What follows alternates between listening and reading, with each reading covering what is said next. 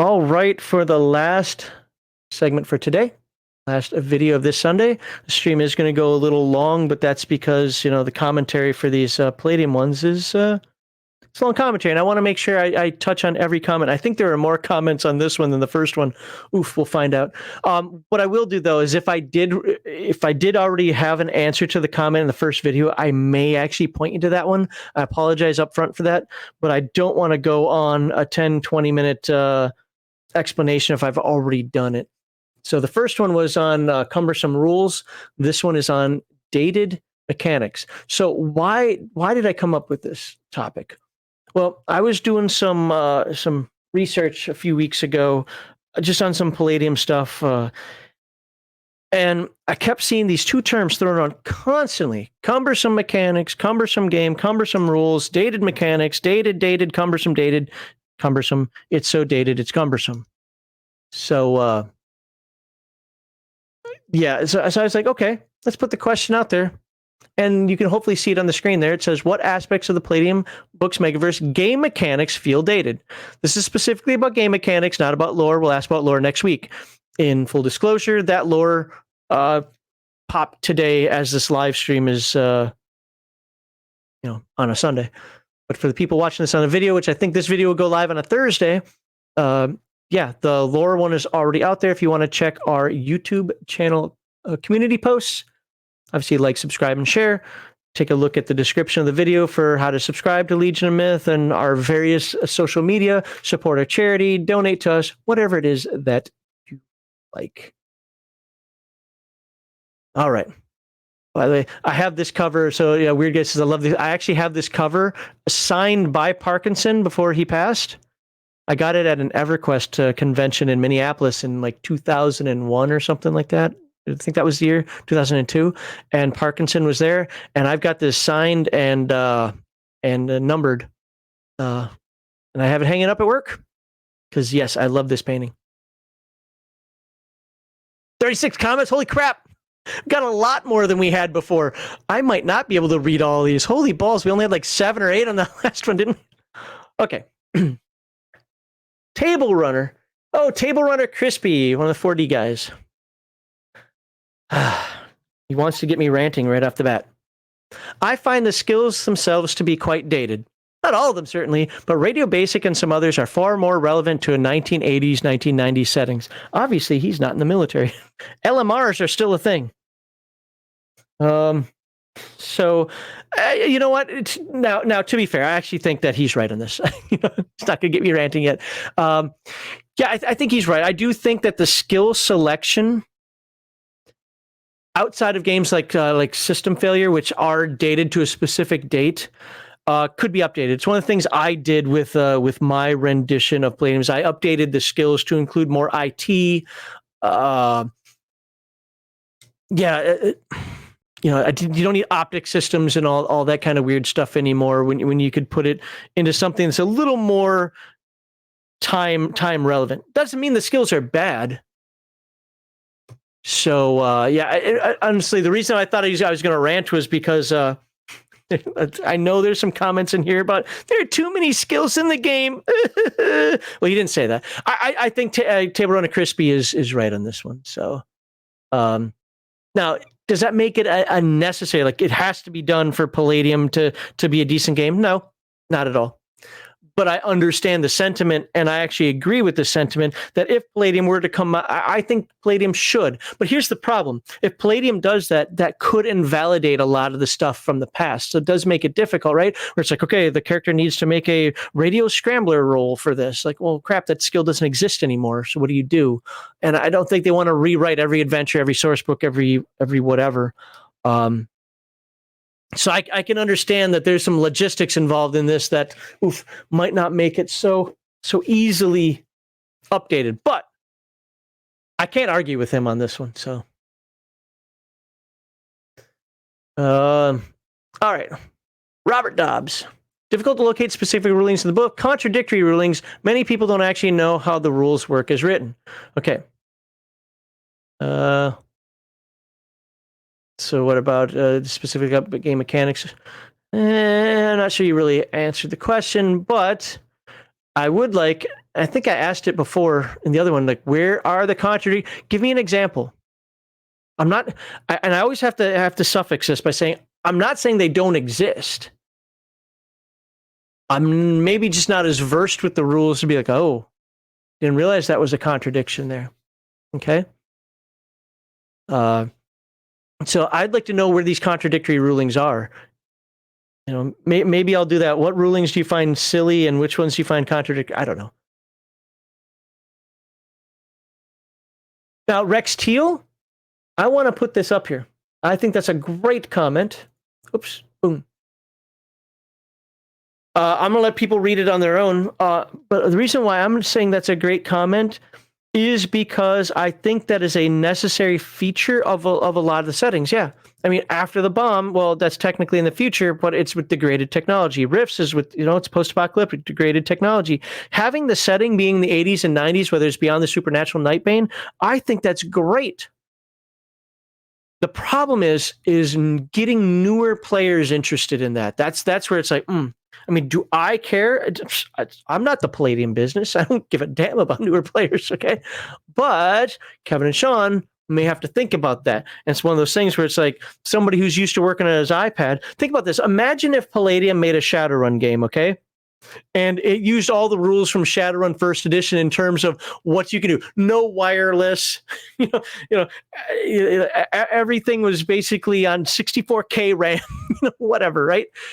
Ooh, that just might not be. We bust Shadowrun's balls about that stuff all the time. Like, okay, because I like First and Second Edition Shadowrun. I don't like Sixth Edition nonsense. Yeah, I'm looking at you gaming with ADHD, but I don't like the direction the game's gone on various fronts. But oh my God, that technology is so antiquated. No cell phones, no tablets, no wireless at that time. Things like that. So there's this weird balance that isn't necessary, but you may want to entertain. Like, ooh, so how do we handle that? That is a really good. Yeah. And Nerdy Ogre, I think you also have a great comment that's going to work throughout the rest of these as well, that maybe I don't have to say multiple times. So I'm just going to put it on here. One time, certain skills are outdated. It's a legit complaint. Unfortunately, the solution is for the GM to do his own homework and fix it at his table. GMs need to feel empowered. GMs need to do their damn jobs. Yep.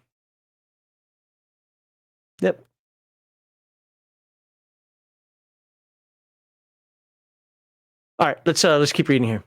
Nagahide. Another long response. I generally like long responses until I have to read them on stream. It's quite long. Is this the same comment as before? Oh, okay. Nope. So I'm going to start here. Dated to me means old, no longer relevant in today's TTRPG gaming world. All right, perhaps I'm off here, but that's how I describe the word. Yes. Now, that doesn't mean that what like Table Runner Crispy up here said. I think his take on dated is also true, but I think that the prevalence of what the complaints are is exactly what you were saying here, Nagahide. Yes. For me, the mechanics of Palladium are far from dated. If anything, in today's TTRPG games where everything seems to be trying to fit the video game style play, Palladium hasn't updated or changed. Right.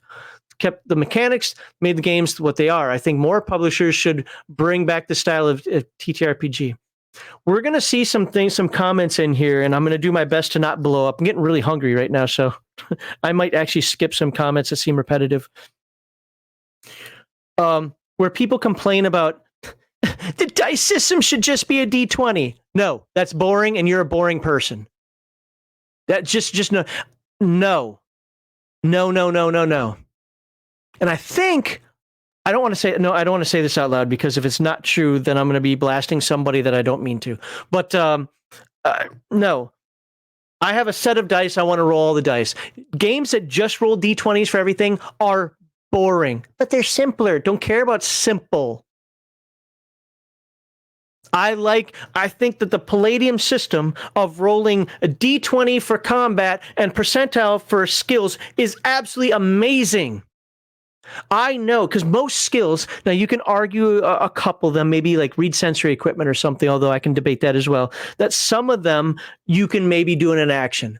But most skills, You're not doing forensic in one action. Well, I have 5 actions for round. Let me make my forensic roll. No, that's a 10-minute, a half hour. That's something that takes time. So for something that takes time, you're rolling percentile dice. For something that's a jab in somebody's face, a pull of a trigger, shooting, so that's going to be a D20 roll. Also, a D20 is more chaotic. Was it more chaotic than percentile dice? Not really, but because I'm sorry, I'm used to doing things on bell curves myself. But the D20 just separates the idea that you're in a combat situation doing a combat maneuver versus doing something, a skill that takes time. I like that juxtaposition. I like how those are separated like that. It's not dated. Anybody who says that rolling dice is dated is a moron. Now, you could have a preference. I have a preference. My favorite system out there isn't Palladium. My favorite system is the step system from Earth Dawn. One of the reasons is because I get to roll all the dice. This time I'm rolling 2d6. This time I'm rolling a d8 and a d10. This time I'm rolling a d12. Just depends on the situation. Those would all be kind of low circle characters, what I was just talking about. But rolling dice is not dated. Now, let's get back to Nagahide's comment here. Okay, if I had to feel something, I'd say character leveling. Now, this is going to come up a couple of times. This is going to be interesting. The old school style of handing out experience points and players checking a table based on OCC, RCC are playing gives the game a very old feel to it. I don't think you're trying to be insulting, so I'm not going to act like you are. Because there's nothing wrong with having an old feel to something. It's not dated. I noticed it recently after starting my new Rifts campaign. I started explaining the leveling system to new players. Such a foreign concept to them, mostly because D&D 5e and Milestones system. Well, Milestones is lazy game mastering. Okay, now I use a hybrid milestone system. I think Garthon. I should find the video. Garthon years ago on the old Legionofmyth weekly live stream, him and Heathen Dog had kind of a rant about this. At least I think it was recorded. But Milestones is lazy game mastering. That's really what it comes down to. Now, some games, Milestone is the way to go. Games like Palladium, D&D, and so forth, yeah, older school style games. My game is definitely have a leveling system in it. It's done a bit differently. Earth Dawn, which is, well, it's kind of a level-based game. You actually get the skills before you get the level. Basically, you're like, okay, do you have these skills? Yeah. Okay, you now qualify for that level, essentially, is how it works. So it kind of, turns that on its head. They all use leveling, and this idea, and I don't know if he'll bring it up, but I know somebody else says later, of different amounts of XP for different classes. Yes, some classes level faster than others. Why? Because you don't do the same thing. You're probably going to find out that a character that has higher survivability and more lethality levels a little slower than a character that doesn't. Because how many times can you do some of those things in that experience chart that allow you to be as heroic as you'd want to be? You have to be heroic in other ways. You're solving little issues, multiple little issues which add your XP up. Well, they're handling big monstrosities out there. So you're getting little funnels of XP. Well, they're getting big chunks of XP, but you're getting it at much faster rate. So in the end, there's nothing wrong with XP at different rates. And if you're like, this isn't cumbersome, this is dated. It's dated. No, it's not. How about learn to do a little fucking math? Jesus Christ. How stupid are people nowadays? By the way, this is not a Nagahide. I've gone off what Nagahide's saying here. How stupid are people nowadays? You can't roll anything other than a D20, and you have to have somebody tell you when you level up, and everybody has to level up at the same time. Jeepers creepers. The world is full of diversity and variety, and you're trying to make everything fucking cookie cutter. Ridiculous. You're ridiculous. You're boring and ridiculous. Recently had a foreign concept. Okay. Yes, I could use a milestone system in Rift's game. Well, Rift's in a way does have a hybrid milestone system.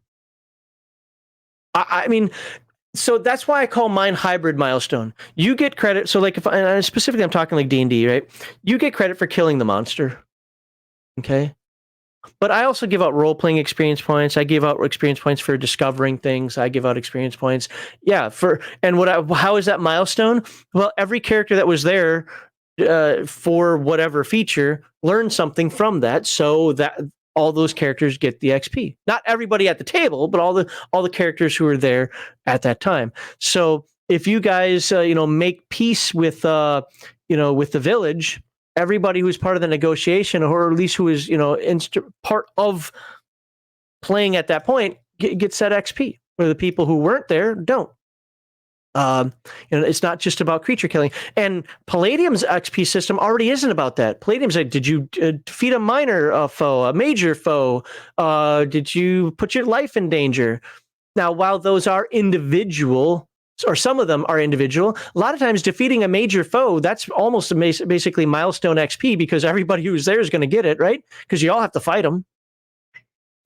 So I would say Palladium's a hybrid milestone system itself, but it's still XP based because people don't level up at the same time, which is good. It adds variety, it adds interest, and if Palladium is such a horrible game in terms of worrying about to get to end game. By the time you get to level 5 or 6, it's going to take you so many XP to get another level. You're not worried about it. And if you are, you're not playing the game right. Yeah, I just said that. If you're just worried about your next level, you're not playing the game right. Unlike D&D, Palladium is front-loaded. Most of your powers, most of your abilities, sure, they get better, but most of your powers and abilities come to you at level 1. And then you're just improving upon them from there. A level 1 character can defeat a level 15 character. It is tough. It's not going to happen, and the odds are not in your favor, but it can technically happen. A good shot, unprepared, whatever. It's not like D&D where a level 1 character can't even touch a level 20 character. my bonus to my armor class is higher than anything you could ever roll on that D20. No. So leveling is not the name of the game in Palladium, and that's something that has to be knocked out of players. It provides you benefits. You get, bonus attacks over the course of time, pluses to hit, increase to your skill. I mean, to me, that's the most important thing, getting the increase to the skills. 5% increase to a skill for most skills. Yeah, that's great. But leveling itself and XP, again, I don't think Nagahide was necessarily saying that to him it's dated, but to the weirdos out there who are saying it's dated, grow the fuck up. Ugh. Not supposed to be cussing here, but the rants are starting to kick in because I'm thinking about some of them. Curious where you guys put China and Japan type cultures in Palladium fantasy. I think there is a place for that, but I'm not sure. So I have missed a bunch of the chat here. So I'm not trying to be a dick about this, but so that we can get through this, if you really, really, really need me to focus on your chat, please super chat it. I don't know. That I will try to stay on top of this better. Okay. Let's see.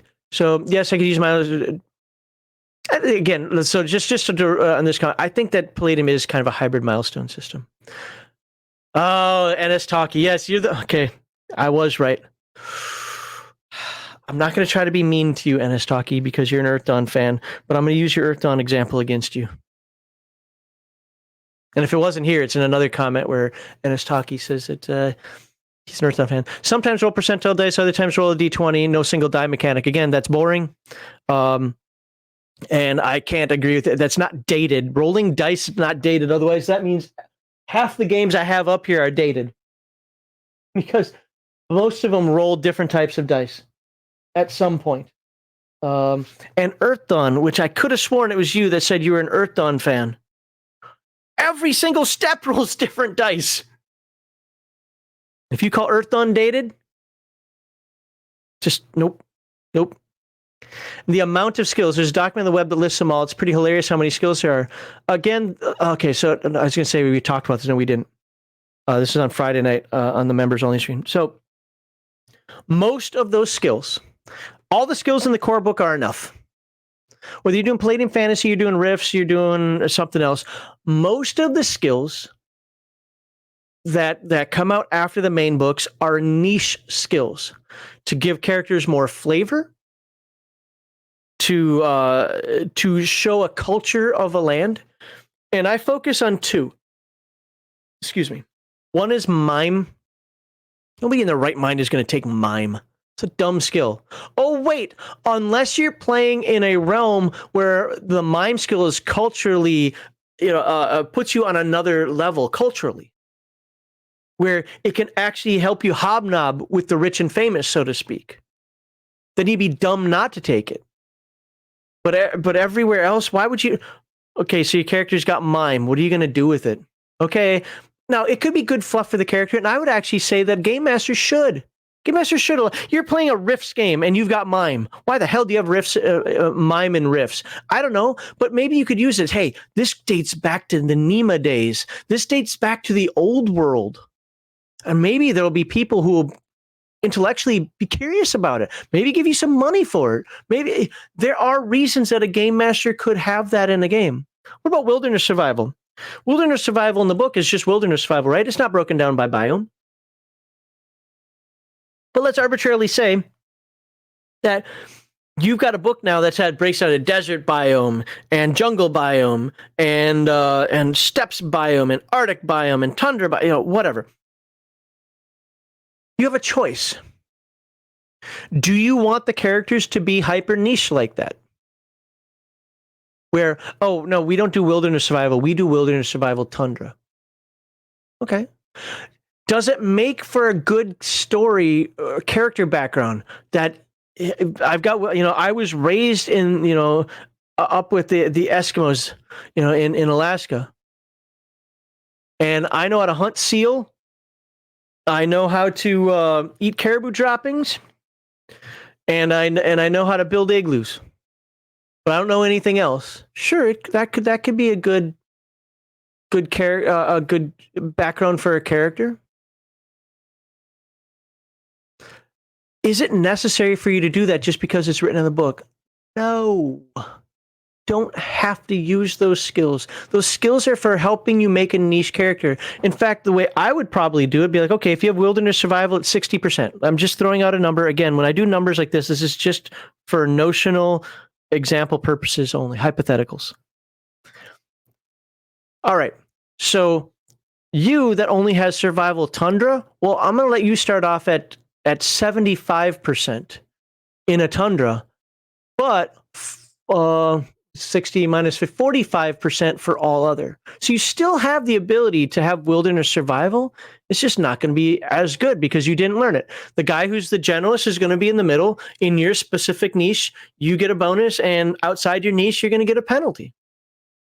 And then move on. That's if you even want to use it. Personally, I'd just see, well, look, wilderness survival is enough. But if it's necessary, if identifying certain heraldry is necessary, then take it and use it. But it isn't something you must incorporate into the game. The core book skills are enough. Use it as a tool for what works for you in your game, not as a master list that you must follow. I hope that makes sense. Yeah,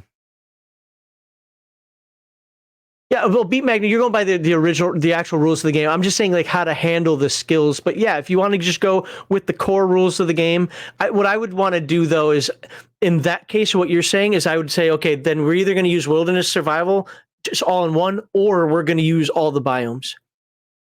But it's all good. All right. These are most games nowadays try to get one die mechanic that's used. That's called boring, dude. Any kind of checks, including combat. Palladium system handles combat different from non-combat. I know, and I love it. I love it. More dice, the better. Most RPGs do not have huge lists of skills. See, for example, by the way, good response here in terms of adding in, what the problem is and what you'd like to see. Most RPGs these days, so for example, Free League. Yeah, okay. So here's the problem with the Free League stuff. I like Free League games, but I also don't find them to be perfect. Do I think that the 13 skills you get in Mutant Year Zero or the 16 skills you get in Forbidden Lands are enough? Yes, but I also think they're not enough. It makes characters almost the same across the board, and that's a problem for me. Sure, if you're only running a 4-person campaign, I get it. Modern people, and maybe you'll call me dated. I want a table of at least 6 people. Well, at bare minimum is 5. 5 plus game master. 6 plus game master is my sweet spot if I'm game mastering the game. So all of a sudden, you got a lot of overlap. Oh, everybody's rolling, 66 to attack. Now the talents kind of take care of that with the free league games. I've got a bonus to using axes, or I've got a bonus to using my shield, or whatever. But by the time you get to the mid game, if you want to call it that, people have the same talents, a lot of the same combat talents, so that they can be, I hate to say, cookie cutter.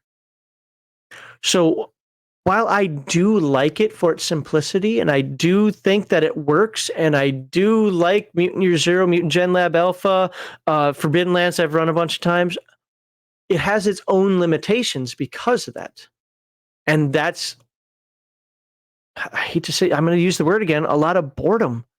Things are the same. How do you become different in the Forbidden Lands? Well, first of all, you play a sorcerer. That's one way to do it. Another way is just based on the class talents, like the peddler always having a gold. But other than that, what if you have 2 peddlers in the group? Well, don't do that. Well, why not?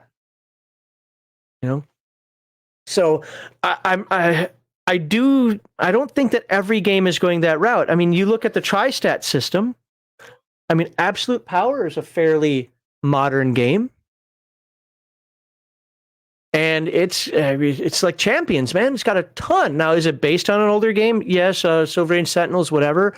And just, Tri-Stat itself is pretty simple. But I guess the point that I'm making is I don't think a skill list inherently makes a game dated. But, make with it what you want. I've run games with 1 player to 6 players in both second edition and Palladium. Palladium made games more fun to do. Wait, what? More fun. Palladium made games more fun due to DEI? I don't know what that means. I probably don't want to know what that means. Let's see, any comments in there? Yeah, Tundra and Jungle don't... Okay, Tundra and Jungle don't work the same. I get that. Let me find that comment on the screen. Right. But it depends on how hyper-specific you want to be. If that's necessary for you, let's say you're playing Dinosaur Swamp for Rifts, and your character is from Canada, maybe that's an important feature. Then, okay, yeah, have Wilderness Survival Tundra, have Wilderness Survival Jungle. But ultimately, I don't think it matters. I think you could just have Wilderness Survival and go on. If you look at the percentage rolls in Palladium, you probably want 4 people with Wilderness Survival just to live. Okay. So all right. I can immediately come up with a game released the last 15 that has more than 20. Oh, I can't, excluding games that originated the set. Okay, so fair point. Well, again, I don't necessarily think that that's... Is it dated? Well, if it feels dated to you, that's fine.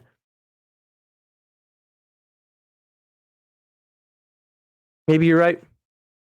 But if that is, then that's an aspect of modern game design I don't necessarily agree with. Not saying it's bad. Again, I'm not saying the free league stuff is bad. I'm not saying the games that use less skills are bad. I just don't also believe that it's inherently right or the way the future of the hobby should be. I hope that makes sense. So, Mondo Hand, been GMing Palladium Fantasy for over 30 years. Wow. First edition, then on the second release. Tough question for me. Me and my crew buddies are in their 50s and love it. Looking forward to the lore next week. Well, it's posted. Have plenty to say. One of my favorite books covers you posted. Goose Drew, is that the name of this Wolf and Shaman? Awesome. There we go. All right, let's go back. Let's move on. Lots of comments here. I might not be able to read them all. My throat is starting to hurt. My stream is going really long. Where is this? Where did I end up? Oh my god. There we go. So Judson Robinson says, honestly, I like the D20 combat percentile skill checks. Good man. It just hurts my brain where perception rolls intersect. That's a weird thing. I never even knew Palladium had perception rolls until recently. I didn't. I'm dead serious. I didn't. I handled perception a variety of different ways depending on the situation. I can't give you a hard and fast rule. I had no clue that it had perception rules. Generally, I'm like, if you're looking in the area, you see it. Now, if I want to do some sort of passive perception, I kind of base it on my D&D rules, which would be IQ and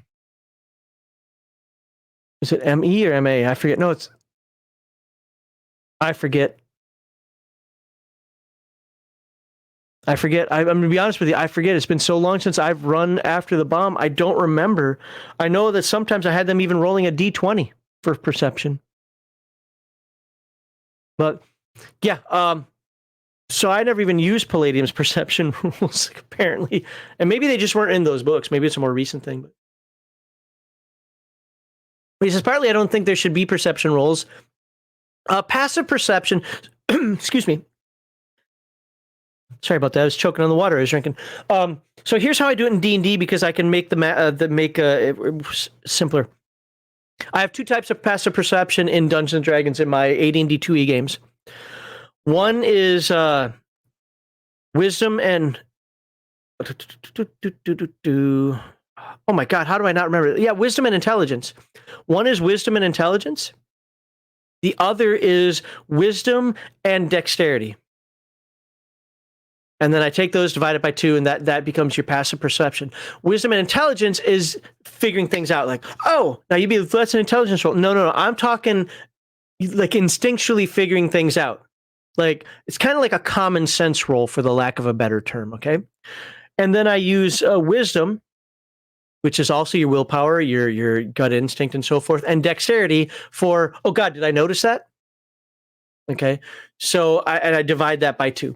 So that's how I handle it in D&D. So I do something similar here, but I only use that for passive perception. Other than that, like, did you notice somebody pickpocketing? I'm trying to think of actual examples that I've used, but it's been quite a long time. Or okay, you hear howling in the woods, but did you realize that howling might not have been a wolf? It might have been something else. Something like that. I would have them. I would roll behind the screen passive perception because I do secret rolls. I believe in them. As long as you don't lie, don't be a cheater, a liar, a huckster. And then if the character noticed something, other than that, it is up to if the player character said, "Hey, was that a normal howl?" or "I'm looking in this direction," or "I'm doing these things," then I believe in the Free League model, which is if they look there, they find it. So D20 plus IQ number with enemy bonus. Okay. All right.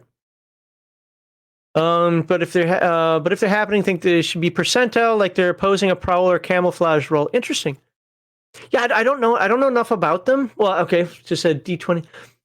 So I guess for me, perception would be like this.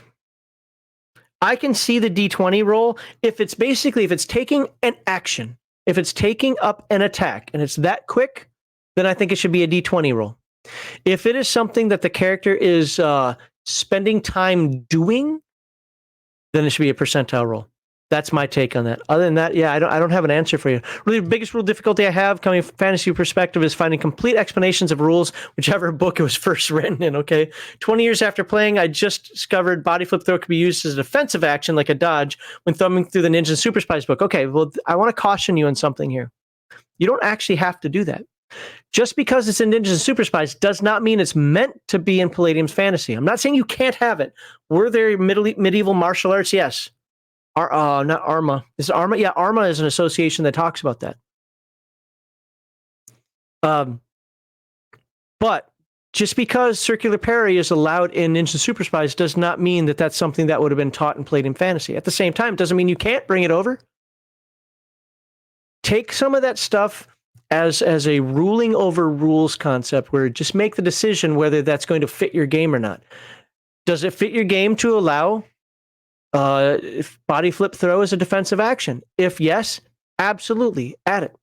If it doesn't, then stick to the rules as you know them and say, you know what? They just wouldn't do that. So, all right. Condition played in fantasy is hand-to-hand basic expert martial arts and assassin. Right?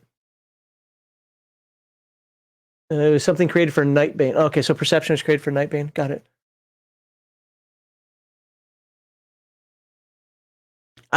Now, I don't know exactly what the point is that you're trying to make there, and I don't want to infer into that.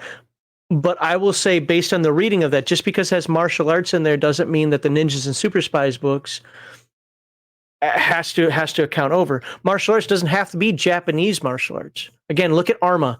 Arma actually teaches Western medieval martial arts, but also doesn't mean you can't have it. I'm just saying, just pick an option. So what's this guy's name? Judson up here acting like, oh my God, I just discovered this and I haven't been using it the entire time, yada, yada. He didn't say those words. I'm saying, don't worry about it. It's okay. Do you want to add it to the game or not? If it's not in the book of the game that you're playing, it's a fair choice either way. Okay. I had Ninja Super Spies in the modern combat book, but I never put together body flip throw as useful as a defensive action that maybe gets back to the weak spot of sometimes played books. Do a very job of listing things out, often things scattered. That's fair. I mean, critiquing book layout is fair because I think literally every person on the planet has that problem. At least at some point, okay? There are some books that are amazingly well laid out. Hyperborea is one of my favorites. I think the Hyperborea book is just fantastically laid out. Oh, okay, I thought it was Arma, but if it's Hema, okay. Historical European martial arts. All right. Arma is like the Academy of Renaissance. I don't know what the hell it is. I'd have to look at the game. Riddle of Steel used to claim that it was certified by Arma or something like that. All right, let's so the fact that I GM Palladium games from Turtles to Ninja Super Spies Heroes and never once did I think nor did a player even suggest flip throws, defensive and melee combat. Sheesh. Well, again, if you're not studying Aikido, maybe or Judo, maybe it isn't something you'd do. You know, it is a little more odd to not have it in something like Turtles or Heroes Unlimited. Played in fantasy though.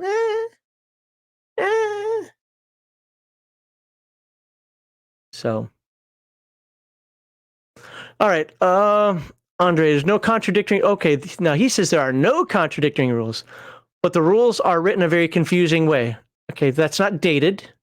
Confusing is a different thing. But all needs clean writing and examples. We cleared all cases of contradictory rules during play with intense rereading of the rules text scattered over several places, sometimes books. You shouldn't have to do that. You should not have to read books. You should be able to take the rule in the book that you're given. I know I seem like I'm harping on that, but I hate it. I mean, I really do. I hate it when I'm like, oh man, there's no rules for Tin. Oh no, you go to the Heroes Unlimited book. I'm not running a Heroes Unlimited game, and I'm not buying a new book to figure it out. Now I have Heroes Unlimited, but you get what I'm saying. So what it means is that it's not in this game, or I'm going to run it how I want. I'll use those other games as a guideline. I'm not going to use them as, okay, well, Ninjas and Super Spies now says that this is how attacks work, so this is the real ruling on it. No, it's not. That's the Ninjas and Super Spies ruling on it in a different environment. Just like Prowl is higher in Ninjas and Super Spies and in Teenage Mutant Ninja Turtles, where Sneaky is a direct aspect of the game than it is in, say, Palladium Fantasy or Rifts, where it's just a skill that people take because there's a kind of a setting theme. Sean's talked about that. All right. Yeah, well, I said that I'd respond to everybody's comments. Next week, I might not respond to everybody's comments, but I said I'd respond to everybody's comments. So that's why. And we still have a few more to go. Oh, so Christian Retrospective Gamer, who is watching... Wait, Christian, it's not retrospective. Christian Trospective. There we go. Christian Trospective Gamer. If he's still watching, if I haven't put him to sleep. Not having distinct separation between race and class. You want a class that can only be... So this is the comment that I saw. Only used by a specific race, just have in the description of the class that can only be taken by dwarves, Prometheans, Atlanteans, etc. RCC, OCC need to go the way of the dodo. I just never had that problem. I never ran into a problem with RCCs in Palladium Fantasy or looking them over with... with Rifts. One of the things that I will say is that to me, and the Rifts fanatics out there can tell me if I'm wrong or not, an RCC means you don't get an OCC. You're a hatchling dragon, but I want to be hatchling dragon Borg. No. Well, tell me why not? Because I said no. This is the problem with 5th edition versus 2nd edition. Man, a lot of the people in the old school love to go after 2nd edition, like 5e is 2nd E had all this splat. We said no to the splat. The splat was options. It was food for thought. It was ideas. Sometimes we'd use some of it because it seemed neat. We'd try it out. Okay, we'll keep that one, not that one. But we said no to the splat. Was never like, oh, you got to allow this. No, I'm not going to allow that. Screw you. It doesn't fit the setting. No, you don't get to play an orc in my game. No, you don't get to play a Wemmick in my game. Yet I was the same guy that allowed somebody to play a fairy dragon. So hey, whatever. The idea is like if you're going to play an RCC, which usually are pretty strong in and of their own right, then you don't get the accompanying OCCs. You have to play what it is that RCC gets. So I don't understand I want to be a dwarven mage. No. That's for you, Victor. Dwarves can't be mages. Get over it. Dragons can't be I don't know. I don't know enough about Rifts to know what they can do. They can't be juicers, okay? You cannot be a dragon juicer. The drugs don't work on you like that. There you go. Now we already talked about multi-classing in the last video. If I'm a coalition soldier, okay, so we talked about this one on Friday and I'm going to bring it up here. So if I'm a coalition soldier and I turn away from the class chain gameplay and become an independent merc, I'd like the rules and steps for doing so in a concise format. Okay, this is where you're looking at this incorrectly. I understand what you're trying to say and understand why you're trying to say it. But remember, you're playing a class-based game, even if it does have a lot of skills. Even if you turn from a coalition soldier from the OCC, that is still your history, is your background, it's who you are, it is what you are. Going forward, that's still who you are. For example, me, I spent 9 years in the Air Force. I've worked for Department of Defense for 32 years now. And while I have worked for the Marines and I have worked for the Army, worked for a couple other external agencies, I still think like an airman does. So, again, I'm not saying people can't change. I'm not saying that... I guess what I'm saying is that you wouldn't throw away... You'd throw away maybe the history, the history in terms of like, I don't want to be like that anymore, but you wouldn't be throwing those skills away, and you wouldn't just up and take the mercenary OCC. You just continue on with your coalition skills. That's how I would rule it anyway, and just continue to be a coalition soldier who calls himself, coalition OCC, who in the world is a mercenary no longer fighting for the coalition. That's how I would rule it at my table. Now, again, I get it. We can go back to the mage wants to become, or not wants to, gets arm blown off, wants to become a Borg thing. Okay, I just don't see it as you're changing your OCC. I just don't see it that way. You're just changing the environment around the character. Spent 4 years in the Army, 6 years electrician, 12 years power plant operator. I've been through 2 apprenticeship programs. Life changes happen. It isn't crippling. Oh no, well, no. So when I say when I said the crippling comment earlier, that was talking about things like stop being a mage. You had your arm blown off. You no longer have access to your PPE. I was talking things like that. Can people change? Yes, but I would dare say that leads more towards a skill-based game than a class-based game. That's just my vision. Am I two-dimensional on that? Possibly. But my vision is in a class-based game, you don't change your class. That's just or I'm just going to make some rules that work through that. Because what ends up happening is you end up with the 3rd edition D&D Lego character nonsense, and I despise that with more vehement hatred than you could ever know.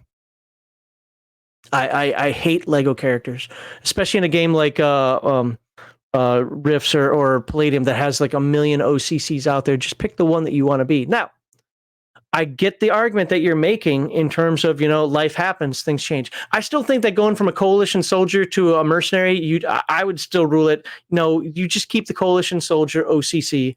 You're not making a big enough change. Now, if you want to go from a coalition soldier to being a rogue scholar, well, that's a whole different, that's like the apprenticeship programs you're talking about. That's a whole different deal. And then I go back to what I talked about in the last video about multi-classing. That's how I would handle it.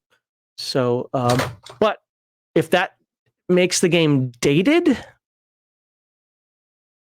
remember the question, then it's up to the GM to say, no, still has to make sense. No, it doesn't. It's a game. Okay. Yes, I get what you're saying again. So for the example you use, coalition soldier to independent merc, I'd just be like, right, you don't have the rank of a coalition soldier anymore, but you have all those skills and you can use those as a mercenary, move forward. Okay. If you're trying to change into something completely different, remember, these games aren't life simulators, they're games. So games are going to have some structure to them that may not make sense in reality. As long as it's a verisimilitude, it has setting, coherency, and consistency, that's fine. Now, if you want to go from, let's say you want to become a juicer. I'm going to get juiced up now. You went from coalition soldier to juicer. Then I would just go, first of all, I'd probably argue with the player and be like, dude, do you really have to do that with this character? Okay, fine. Then I'd probably just say, hey, follow the rules that I stated in the last episode, the one on cumbersome mechanics. Because I'm not busting your balls on the idea that people change. I think people do change, but I sometimes think, because I'm always looking at the angle that the player's going for. If you've watched any of the other videos that we've talked about with players and so forth, I'm not like Heathen Dog, where what's this say? If you give players an inch, they'll take your penis. I don't say that, but I'm always trying to look like, how are you trying to game the system? How are you trying to game the system? In AD&D Second Edition, yeah, you play a fighter specialized in darts, which was never meant for fighters. The spirit of that is that gives wizards something to use in range combat so they can actually be effective when they don't have spells anymore. But you specialize in darts. You get all the extra attacks, you get all the damage bonuses, you have a high strength, and then you decide to dual class into thief for the backstab bonus also. It's a complete manipulation of the game rules, not actually playing something that makes sense in terms of the setting itself. So I have zero problem going, no fighter would take darts as a weapon proficiency specialization. Well, yes, he would if you got these bonuses. No, you would not. Okay, and I would just say no to that. I hope what I'm saying makes sense. Luke took time to become a space wizard after being a pilot. Over just being motor mouth on so wouldn't make sense, and it's just stupid. Oh, right. Right. And look, OCC, RCC. So here's the thing. If you think that there needs to be, so I guess what I'm harping on here is the dated term. If you think that there needs to be more clarification in the multi-classing, I will actually back you up on that. I think that there are lots of aspects of the Palladium books where better clarification could be. I'm always squinty eyeing the player though that wants to multi-class. If it happens because of the nature of the game, things happen in the game. You escape the coalition. Mage got his leg blown off. Vagabond decides that, you know what? I don't have much to live for. I want to take the juicer drugs. Whatever.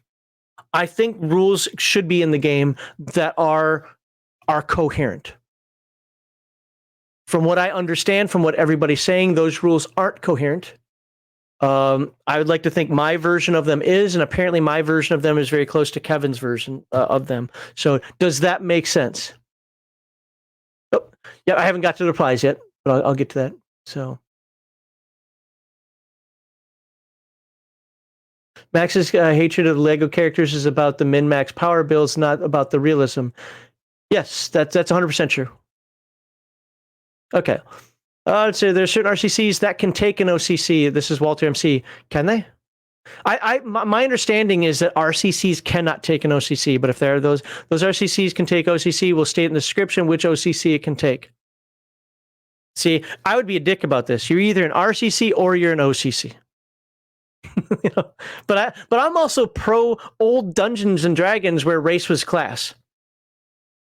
I think Adventure Conquer King system handles that the best. But okay, by data, primarily mean that has been fixed or updated since its inception. Thankfully, in the RIP's ultimate change, psychic classes to OCC from RCC. Wasn't it a PCC? Not trying to be pedantic, but I'm just wondering because could PCs take an OCC? I don't think they could. But there's still plenty of areas in the books where it will still say an RCC can't take an OCC, only to contradict the statement in the description. Yeah, fair. Of the RCC itself. Heathen Dog was talking about this on Friday. He knows much more about this, about the psychic. Like you have like this really, really, really minuscule chance of ever becoming a psychic if you don't take it as a PCC. Remember, I play Borgs, well, and a robot pilot, so I never worry about that stuff. The Atlanteans are an RCC, but they can be just about any OCC. Okay. If we go based on current writing, I have two different experience tables. Okay, so which do I use? Heathen Dog said on Friday, and maybe somebody in chat will say this. So let me read it out loud here for people. My XP for leveling is based on being a techno wizard, not by being a dragon hatchling. Well, first of all, I'd say a dragon hatchling could not be a techno wizard, but that's fine. They have their own innate magic. They think differently than humans. They would never even consider being a techno wizard. That just be so far outside of the 1,000-year age scope of a dragon. But with that said, my understanding is that it would come from the RCC. Then it would come. Dragon hatchling would be the experience chart that you'd use, not the techno wizard. And somebody in chat can correct me on that.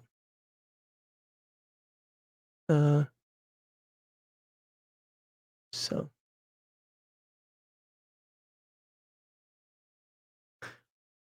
Hexfa, and again, by the way, your concept, what you're looking for in the game, I don't have a problem with. When I say things like people need to look at class-based games as class-based games that you're supposed to be playing a trope, or that, you know, the Lego character thing, yeah, because players are trying to look for a one-up. Now, in a game like Palladium, or Rift specifically, but players are easy to counter. Dragon hatchlings are easy to counter. Glitter boys are easy to counter. There are ways to handle all that are easy. Might your players think that you're being a jerk? Yeah. But I'm challenging you because of what you made. So.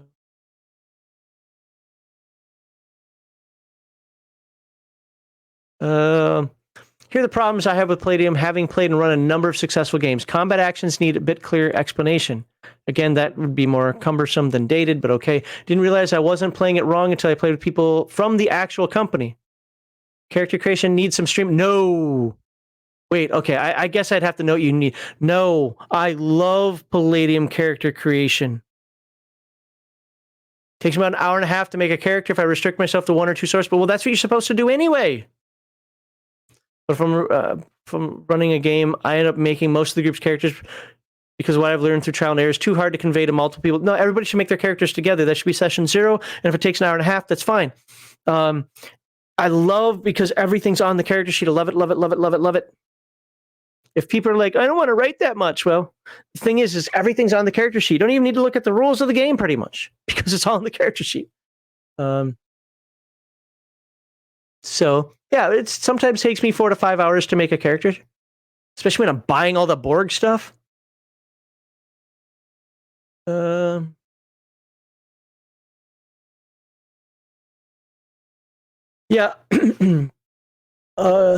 Christospective Gamer. God, I can't say your name. I get what you're trying to say, and you know, I think in terms of clarity of having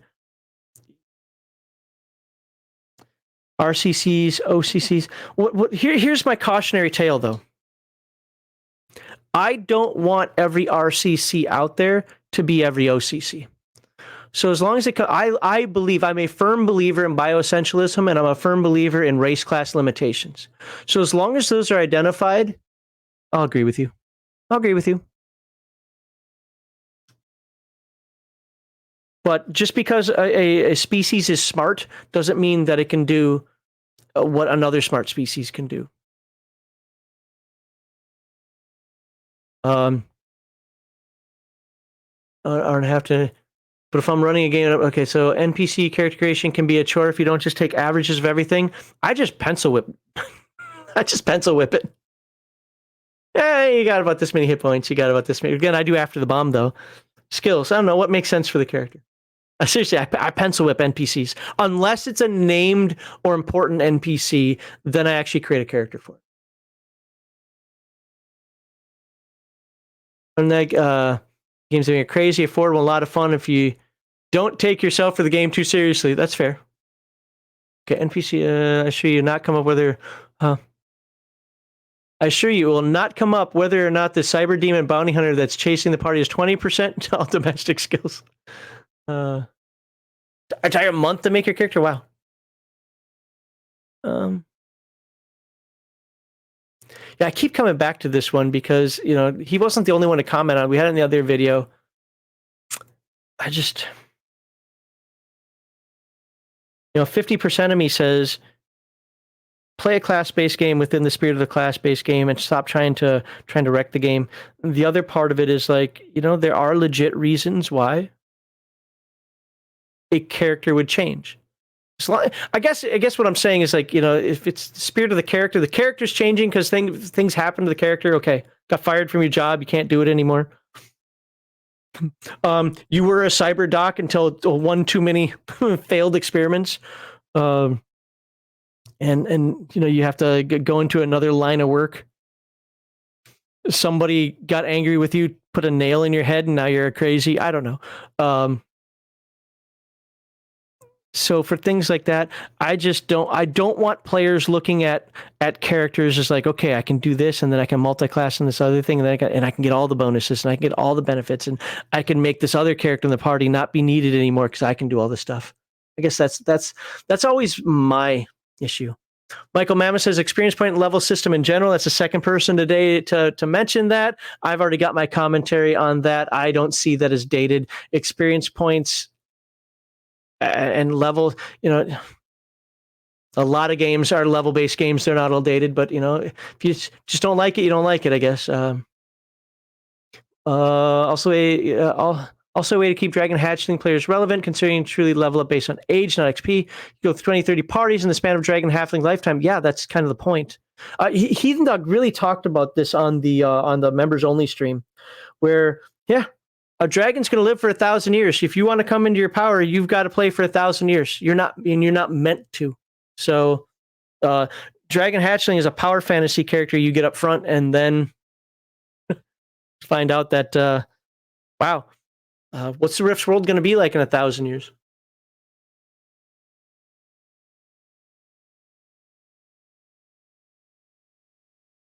Leveling systems to me, I don't care. Like I said, I like skill-based games and I like class-based games. Leveling systems don't bother me at all.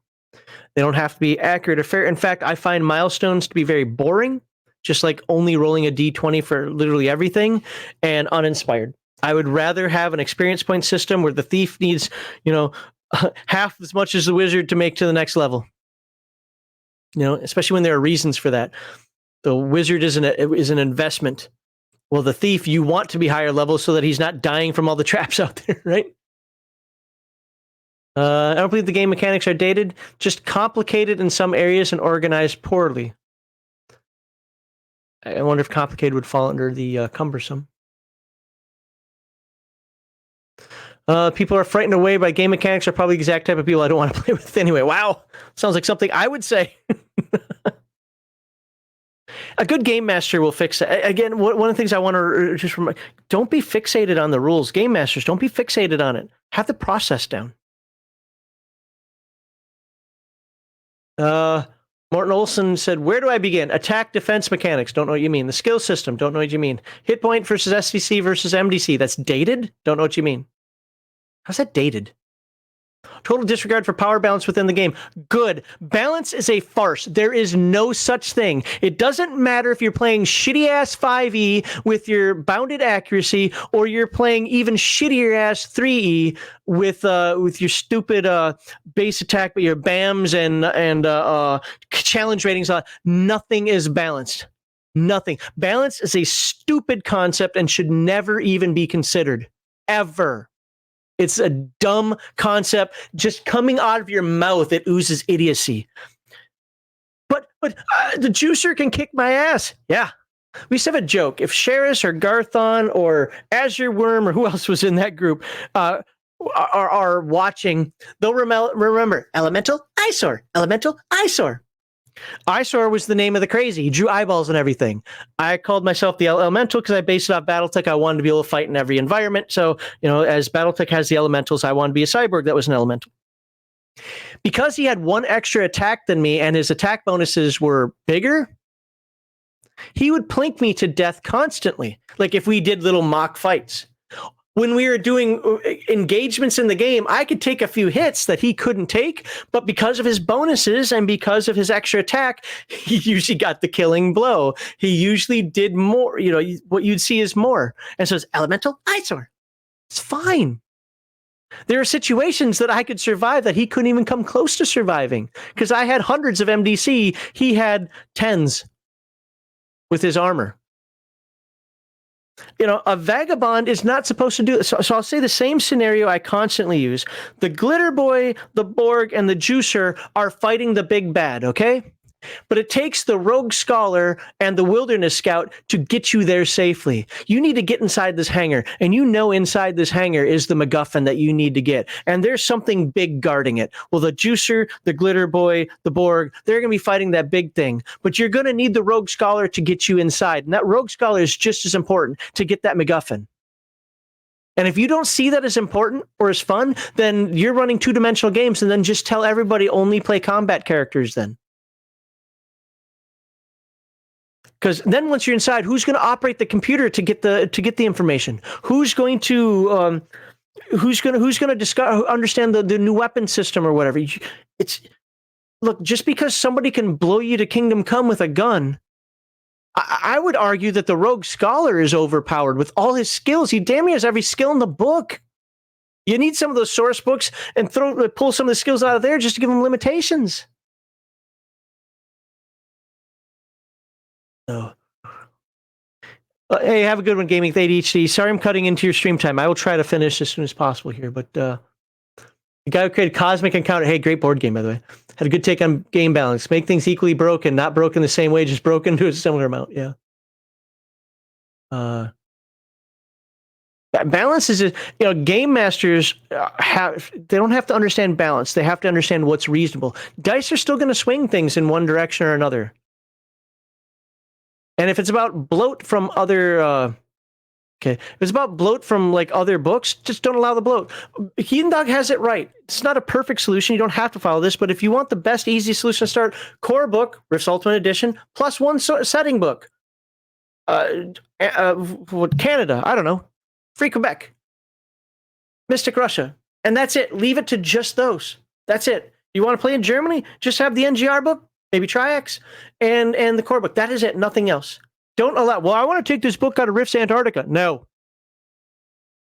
We're not playing in Antarctica. We're playing Canada. It's like on the opposite side of Antarctica. So no. Or embrace it and use that same imbalance against them. Okay, this was a fun one. This one made me angry. Oops, not replying. The wrong button. This one made me angry.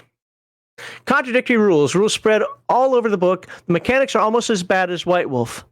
So why did it make me angry? Because we're not fucking talking about White Wolf. Dumb shit. And what mechanics are almost as bad as White Wolf? A game where the more skilled you are means the more dice roll, which leads to more botches than successes. That's not true, by the way. I played a bunch of White Wolf. You do have a decent... You don't really end up with more botches because successes cancel out your botches. And if you're rolling 2d10, you have still the equal chance. You have one die could be a botch, one die could be a success. And if I remember correctly, in White Wolf, 7 and above was a success, and only a 1 was a botch. So that's not equal at all. You always have a higher chance of success. Anyway, I don't know how that relates to Palladium, and this is what made me angry about it. How does this relate to Palladium at all? Palladium would have been way better as a choose you. Oh, he said choose your own adventure. Why can I not see the rest of the comment? Pin remove port. No, I don't want to hide. Is it because I accidentally hit that add reply? Can I make that go away? Cancel. Yeah. I don't see a read more. He had a read more on here, I thought. Because he said as a choose your own adventure book. I remember him say that. And then he said at the end that the lore is inaccessible. Okay, is that the same person? Yeah. To clarify, I don't mean rules contradicting each other. I mean rules contradicting the logic of the system sets up. Like what? For example, your physical prowess has to get up to like 35, well beyond what is possible as superpowers, to get a +1 to initiative. But having sensitive ears gives you a +6. I feel like that should be the other way around. Well, you're wrong. And here's why. Physical prowess is just your dexterity. It's an initiative you can think of in one regard as how fast you move, how fast you react. In one regard, you can think of that. But initiative is more about reflexes, okay? Is physical prowess reflexes? You could argue that it is, because it is based on agility, right? But physical prowess, I would say in that case, then should also give you more actions per round. If you're going to have it add to your initiative, it should also give you more actions per round. Now, the only thing that really should give you a bonus to initiative is your experience. Sensitive ears, if you're a dog and you can hear things coming up on you, and you can smell things coming up on you, your awareness is heightened. You know, I can see an argument for having an initiative bonus. I'm not fully against it, but to act like, oh, sensitive ears is opposite of having a high physical prowess, no. Your ME probably relates because ME is closer to wisdom and instinct than physical prowess is. Your ME probably relates to initiative more than your physical prowess does.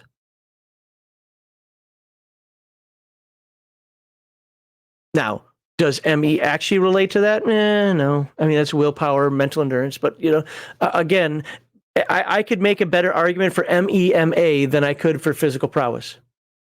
Physical prowess is your ability to maintain balance. It's your ability to pickpocket something.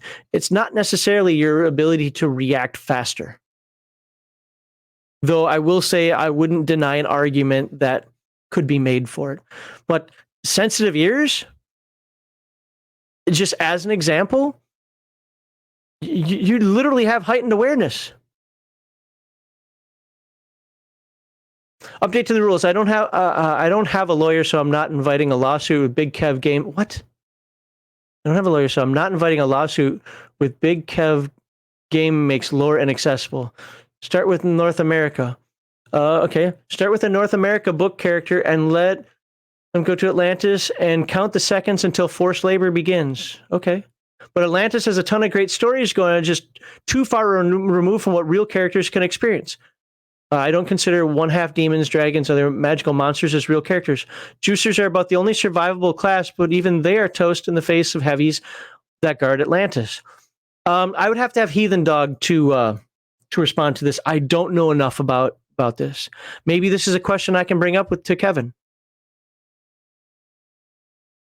So I don't know. That's something that next time we talk to Kevin, it's probably a reasonable question. I just don't know enough about the settings well enough. So what do the people in chat who are watching this say about this? I mean, is that true that unless you're a Cosmo Knight, you don't want to go to Atlantis?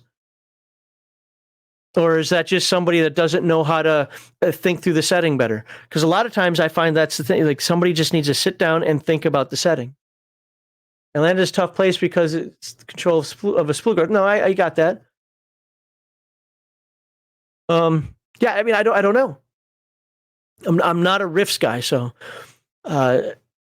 don't get me wrong. So maybe that's why this +6 to the +1 got me so tricky. Because after the bomb, animal powers. I mean, you try to fight an animal, I'll give it human intelligence, dude. Things are wicked. Think through the setting is more of the problem. Okay, well, it still probably might be a very viable question for Kevin. So don't get me wrong, I love the shit of this game in the 90s, but I feel time has just passed it by. Ooh, either because Kevin didn't do enough to keep it current. What do you mean by that? Or because so many other games got ideas from Kevin to the point he started to look like the poser despite having been the innovator. I've never heard that a single time in my life. The closest thing I've heard to that is I do sometimes hear people say the same thing about GURPS as they say about riffs. Don't run the system, just use the lore. What remakes? That's what I'd like to know. And I've never heard anybody call Kevin a poser with regard to that. But your circles might be different. Atlantis is bigger than Texas. It's a big area. Lots of places for the characters to infiltrate. Okay. Again, I'm not the riffs guy, but there are some suggestions. Maybe when this video goes live, you guys can post it if you want to suffer through this again. And after all the remakes and live action updates to classical animated shows, I don't think I want this generation reinterpreting yet another piece of my childhood. Well, here's what you don't have to worry about. I get you on this one. Kevin believes in Sean. And while Sean does one thing that I think is both modern and bad, and I won't get into it here, it's my soapbox issue for the people who followed Legion Myth for a long time. He does it. He says it's right. I can cite sources that would tell you he's wrong, but he's not going to change. They're going to do what they do. It is what it is. It's in good hands in terms of the spirit of the lore, in terms of the setting, and so forth. Kevin is doing a lot of writing. He wants to get Rift's Atlantis, Rift's Yinsloth Jungle Expeditions, and more are coming. Some of the ones that people have been clamoring about for a long time. So I don't think you're going to have to worry about that. And Sean and Kevin both believe in cultural appreciation, not appropriation. And what I mean by that is when the people who post their comments about how Rifts Africa is a horrible book because it marginalizes and blah, blah, blah nonsense. Well, I've already got a short that I can post. You don't have to worry about them, about the modern sensibilities taken over in that regard. They're going to stay true to what Rifts is, to what Palladium is going forward, and have no intent of catering to anybody. They're not going to cater to the Christian conservatives. They're not going to cater to the woke mob. They're going to continue to do what Rifts and Palladium has always done. So I don't think you have to worry about any of that. And Sean really wants to be the true successor for this. And as Polyrobotics just wrote in here, Sean respects the setting. Yes. So I hope that assuages some issues. Now, if as far as don't get me wrong, I just love the shit out of this game in the 90s, but feel the time has passed it by. I'd love to hear a little more about that, what you mean by that. But I like y'all's channel. I enjoy Max and Doug reviewing Rifts and TMNT. Really loved games back in the day. Keep up the great work. Well, I appreciate that. And yeah, I hope you don't take anything that I'm saying here as a personal attack on you. I'm doing my best to not rant, and it's not about you. It's about some of the other ones that are in here. But yeah, and always remember, you're the game master at your table. How many more? Okay, last one, but it's got replies. Spiritual God Warrior. Oh, Jesus, another one of these weirdos. Percentage dice. Make them 5s and 10s. Put everything into a D20 DC roll. No, this is not Dungeons and Dragons. Okay? And also, so many things are like plus 3% skills. It's not like Battlelords of the 23rd century where every task you make, this is a plus 13%, this is a minus 7%. No, it's just your skills that have. So it'll be on your character sheet already that you have a 63% chance of success. You don't have to do the 63 and then add 4 minus 8, add 1 more. Battlelords of the 23rd century can get really weird about that stuff, okay? It's not that. It's on your character sheet. So no. Also, why? Why do you need a D20? It's boring. D20s are boring. They're just boring. Okay. And you say, wonky, did I hit mechanics? Now, let's see, hopefully in the replies, because I think I asked for an explanation on that. Needs the simplicity and direct language of a modern game. Like what? Hopefully that's in the books are a word salad with too much fluff.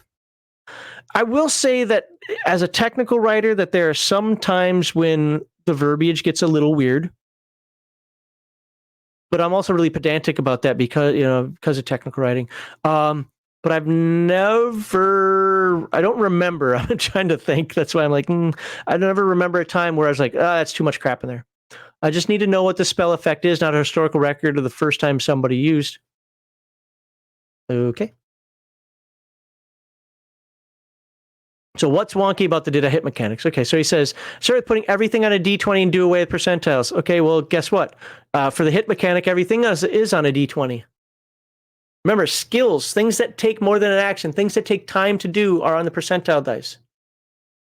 D20 is combat. So for having a static number like armor class that players know that they're targeting to roll, it is. It's either a 5 or an 8. It's 5 for close combat, which is basically anything punching, kicking, or shooting at, less than 100 feet or something like that. And it's an 8 for anything ranged. So you got so there we go. That the players know they're targeting to roll. I'll be honest, I took up Rifts back in the 90s, and I'm still not sure what hits and what doesn't most of the time. That's very easy. Did you roll a 5? Okay, you're trying to punch me. Did you roll a 5 or higher? You punched me. Now, hold on. Do I have a D20? Oh, I don't have a D20 in that. Do I have a D20? Nope, I have D100. No D20 in there. There's a D20. I hope it's 20. Yep. Okay, so you got the 5, right? Let's say I'll roll this D20. You rolled a 17. That beats a 5, right? Forget modifiers. Forget the +2, +3s, because you could say with the +3 that's a 20, not a natural 20, but it's 20. But we'll take out all the modifiers. I rolled a 17. That beats a 5. You punched me. Well, I'm going to try to parry it. Oh, natural. Hold on. Can I do this? Don't move it. Don't move it. Don't move it. Don't move it. Don't move it. Natural 20 if you can see it. If not, so I parried. Ha! Bitch. So there you go. You didn't hit me. Use an action to attack. I parried it. Move on to the next. That's what it is. Okay, let's go back. You're trying to punch me. No, wait. Now it's my action. I'm trying to punch you. I rolled a 17. Okay, that's weird. I rolled a 17 again. So I punched you. You try to parry me. An 8. You don't parry because you didn't beat my 17. But you want to roll with punch fall impact.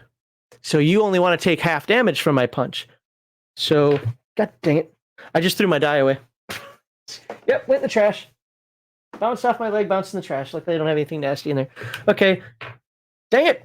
Punch fall impact, stay on the table. Ooh, and you got a 3. You did not beat a 17, so you are taking full damage from the hit. There you go. And I don't generally use roll punch fall impact either. I think it's silly, but it is in the game, so I don't cut it out. It's just I try to avoid as much as possible. There you go. I mean that's it. That's all it is. You rolled. Did you beat a 5 or an 8? And did that person parry or dodge? I love it. I love the action reaction. I don't find it dated. I find it more innovative. I find what you're saying here, roll everything on a D20 and just hit an armor class, that's dated. Okay, to be fair, I don't find it dated because I don't have that kind of animosity toward it. But it's definitely D&D oriented, right?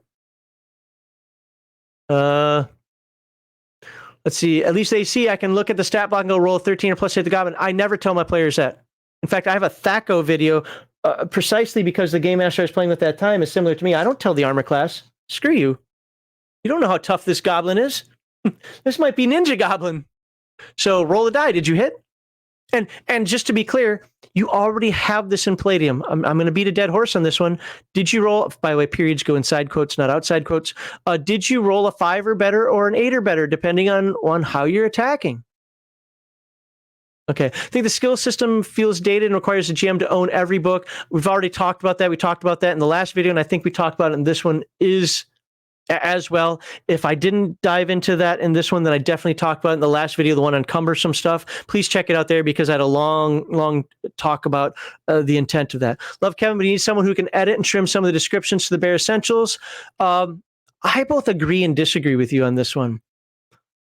Rules need to be rules and need to be pop.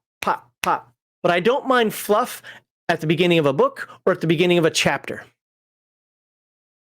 Okay? So maybe I agree with you more than I disagree, but I've never had a problem reading the Palladium rules, so I'm kind of struggling with your comment, but maybe I do agree with you more.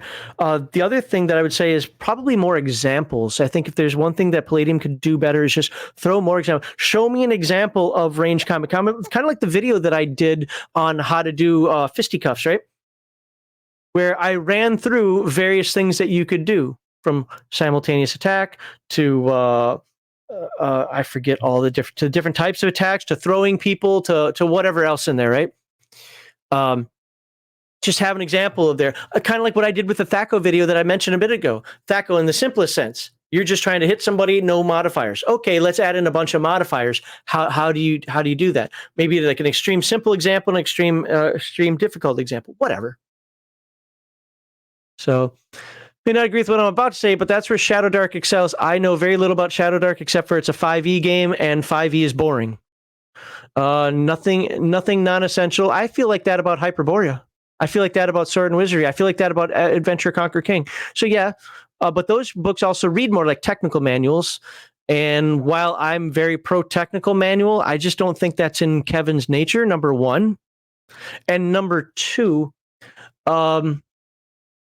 I love his stories. I would say that I wish the specific rules aspects of it would be more technical manual oriented, but keep the fluff, just put them around the rules, not in the rules, I guess. So anyway, that's the future of game design, an age where none of us had infinite time, That's the future of game design, an age where none of us have infinite time. We seem to be playing in the 90s to digest 1,000 paragraphs to grasp a concept. Well, I also think there's like an ADHD culture that's built up that I think people need to just slow down a little bit. So the example I will use on that, then we'll go into that, is when I ran my Earth Dawn game back in 2017, one of the first things I said, okay, so 8-hour sessions on Saturdays, and I had people say, I will never do anything for more than 4 hours. And I'm like, well, you're not going to be in my game then. Ended up having to compromise at 6 hours, but people were complaining about this is a hobby that has an investment to it. So maybe the Wednesday night game isn't going to be that because people work in the morning, but it has an investment of actually reading, RTFM, as Crafty says, read the manual. The game master at least has to understand it. And if you're not willing to do that, this isn't the hobby for you. It's actually the wrong hobby. People need to read and understand. That is a core concept of being in the hobby. And the fact that some people can get by without doing that or want to get that, then this is not the right hobby for you. Go away. And I mean that. Like I said, Kevin and Sean should not be watching these videos because they're not going to like some of the stuff that I say. But I honestly mean that. It's just how World of Warcraft dumbed down MMORPGs to the point that now nobody plays them anymore because 100 clones of it came out and nobody plays it anymore. Very few. I mean, Final Fantasy 14, I guess, is still doing well because it ruined the entire spirit of what an MMORPG is. Well, there's a spirit to playing these games. It takes time and it takes effort. Yeah, it does. Don't like it? Get a different hobby. Go get a lazy hobby. Go play a computer game. 24 hours game. Yeah, I used to. Oh man, those 3-day weekends, or we'd have school on Monday or something. Sleeping, somebody waking up. Hey, what are you doing? So, most part, Humper needs to play with someone who knows the rules front and back. He'd figure it out. Yeah, and it's okay to get a couple of things wrong, or do it differently, or just, you know what, I think it means this, for somebody else, I think it means that. But clarity is an important thing. So, okay, also do away with MDC. Okay. See, this part I don't understand. Do away with MDC, SDC, and SDC hit points. That's what I meant by wonky, did I injure him? Well, if you shoot something MDC, or a mega damage weapon is something that's SDC, you obliterate it. You didn't injure them, you obliterated them. If you shoot something SDC at some or SD weapon as something with MDC, you didn't hurt them. It's that simple. Now, I know there is that, well, I call it an alternate rule that says for every 100 points of SDC, so if you do 100, 101, 102, you do 1 point of MDC. I do not play with that rule. I have a hard and fast SDC cannot hurt MDC. That's just the way it is. Now, to be fair, all my games are SDC games because I do TMNT. But it just makes it simpler, easier. I don't have to worry about it. So no, you could do a million SDC. It's not going to hurt, or SD damage. You're not going to hurt anything with MDC. Now, SDC hit points, I think the issue here is because it has SDC and physical SDC. I think those are dumb terms. I think SDC should be for something that's not life force and hit points for something that is life force. So a ball has 10 SDC. Your body might have 10 SDC before the body starts to break. The ball breaks at 10 at 0. You start to break at 0. That's when it goes into hit points. I think that if it wasn't for physical SDC versus SDC, I don't think SDC would be a problem. So. And as Walter MC said here, not everything raises by 5. Holy crap. There we go. I kept my promise. I read through all the comments. And I know that I got half the people watching now that were watching like an hour ago. So, but now it's your time. I am going to look on here. It's going to be your time. I've got to end the stream soon. This is the longest stream that we've had in many months. I knew it was going to be this way, though. I want you to comment on my commentary. Where do you think I'm flat out wrong? Where do you think that I hit the nail on the head? You don't have to do every little point. And where do you think that I need to make some adjustments on this? So, because I mean, these folks that made the comments, some of you, obviously you have these thoughts. Obviously, you don't completely agree with me, and nor should you. So I'm curious as to, I mean, do you think I answered them, even if you don't agree, at least understandably? I'm not trying to change hearts and minds. I'm just trying to point out there that it's not as cumbersome and it's not as dated as people think. Max needs to use percentile dice more. Okay, I don't mind percentile dice. My games. Wait, no, I changed it from percentile dice. It's 3d6 now. That's right. An aspect of my game. I have no issues with percentile dice. Not Forbidden Space. Is that what it's called? Forbidden Space? No, Frontier Space uses percentile dice. Oh, Alternity, man. Alternity uses all the dice as well. I like it. The only part you disagree with movement, but you can see, but I can see where I can play it. Okay, well, yeah, if you disagree with... I mean, when you disagree with movement, do you disagree with how I handle it or the fact that I don't think that it needs to be addressed? If you disagree with the fact that you don't think it needs to be addressed, I think you're in the majority because most people seem to think it needs to be addressed. I don't. If you don't like how I do it, well, you know, my table plays one way, your table plays another way. Trying to teach my sons the value of not dumbing down games, but I do modify to their maturity level. Yeah, awesome. And we'll be talking. Hey, it's funny you say that. This Friday, tomorrow, if the video pops on Thursday, which I think it does, we're going to be the Friday night, not chill stream. What's it called? Some Rando RPG live stream is going to talk about how to run games for children. So that's an awesome segue. Put that on here. Boop.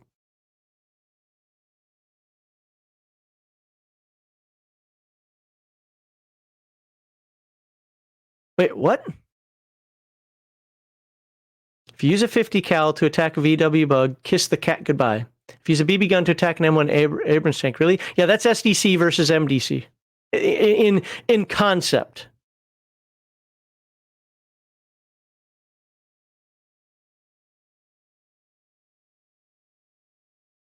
Just because I use sonic speed so much for a character. Yeah, superpowers do get into a different vein. I think Heathen Dog talked about that. So if you have like supersonic speed and things like that, I just think a good game master can handle it. If a player is trying to penny pinch every foot out of supersonic speed, that player is weird. Obviously, a supersonic character is going to run faster than everybody at the table, no matter how many actions. And I think supersonic speed even gives extra actions. But anyway, yeah. I guess in that regard, I don't know. I don't understand how movement would still be an issue. But after you finish Skyscape and do Coalition Manhunters, well, we're not finishing Sky. No, next week is going to be here. I actually have the stuff done. So next week. Oh, that's 58th is going to be Rifter number 8. I think he's going to do Skyscape again in in September, October, November, somewhere in there. He's gonna hit again because so many people asked for it. And then on the 15th, it's going to be Coalition Manhunters. Maybe on the 22nd? I don't know. I have to find out when he comes back, but he's doing family things now, so. But I use the auto dodge moves my character 10 feet from start position. Oh, okay. That's okay. That's, I mean, when you're moving supersonic speed and you're auto dodging, I can see you moving 10 feet. Yeah. I mean, especially since auto dodge doesn't take an action, but you're supersonic. Yeah. Okay. like not going to bother me with that. You gotta do another bit by buying a. No, you don't buy me a paper copy of the book, please. The best place is on Discord, but just tell us what it is that you want us to cover, and I may or may not have it. It's not that I don't want paper copies of books, but a lot of times I already have the paper copies, or Heathen Dog has the paper copies. It's the PDFs we need, and I don't mind paying for the PDFs. I don't mind giving Palladium some money. Just like I don't, even if you watch the Twilight 2000 thing, how much I was like, oh my God, this could be written better. I don't mind giving Free League money. They're a good company. So it's supposed to be Car. I understand it was supposed to be Car. I can put that on the screen. But yeah, if you use a 50 cal to attack a VW, kiss the car goodbye. If you use a BB gun to attack an Abrams. I mean, 50 cal, I don't know if it would just immediately take out a VW, but if you're sitting behind the wheel, like I've seen people shot with 50 cals in cars. It's not pretty. So, he already covered Secrets of Atlantis. He's already done it. Now, if it's like Skyscape, where it's like, whoa, you covered it, but you didn't do everything, tell us what we missed that you want him to look over. So, all right, I've got to put this up here. We're actually kind of getting outside the segment, and I need this. So, all right, that was Dated Mechanics. I don't know when and if I'm going to. I kind of want to get Heathen Dog and I to talk about the what's up there, the dated lore. But if the videos are going to be this long, no. What I'll probably do is we'll probably pick one or two, or we'll probably pick the themes instead of. Secrets of Atlantis is a different book. Okay, yeah, just send it as a message on Discord in the suggestions. That would be perfect. That way I can mark it and refer back to it because I forget. But yeah. Yeah, I don't know how we're going to do this next time because we can't do the videos this long. This is because I was doing the stream by myself that I could do them this long.